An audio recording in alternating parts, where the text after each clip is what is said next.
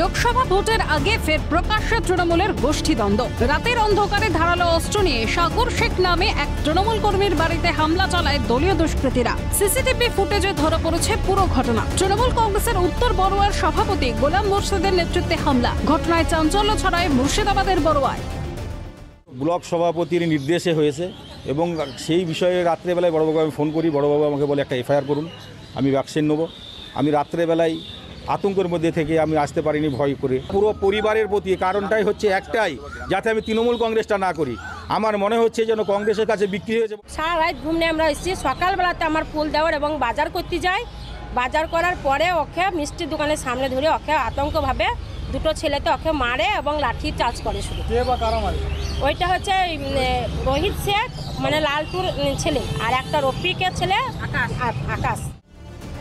Block সভাপতি তার বিরুদ্ধে সমস্ত অভিযোগ অস্বীকার করেন। আরে কে কোথায় কার বাড়িতে হামলা করছে তা আমরা কি তার বাড়ি বাড়ি খুঁজে বেড়াবো? তার সঙ্গে রাজনীতি কোনো সম্পর্ক নাই, সে কোনো দলই করে না এখন বর্তমানে। তা হামলা করেছে পারিবারিক সম্পর্কে, কে কারোর সঙ্গে যদি হামলা করে তার জন্য কি আমরা দায়ী? সেটা পুলিশ প্রশাসন দেখবে। ভোট আসতেই বাড়ছে গোষ্ঠী কোন্দল। দলীয় কর্মী হয়ে অপর কর্মীর বাড়িতে হামলা, প্রাণনাশের হুমকি। যেখানে দলের মধ্যেই একতা নেই, সেখানে ভোটের পর পরিস্থিতি কি হবে বাংলায়? মুর্শিদাবাদ থেকে ভিক্টর বন্দ্যোপাধ্যায়ের রিপোর্ট, ক্যালকাটা নিউজ।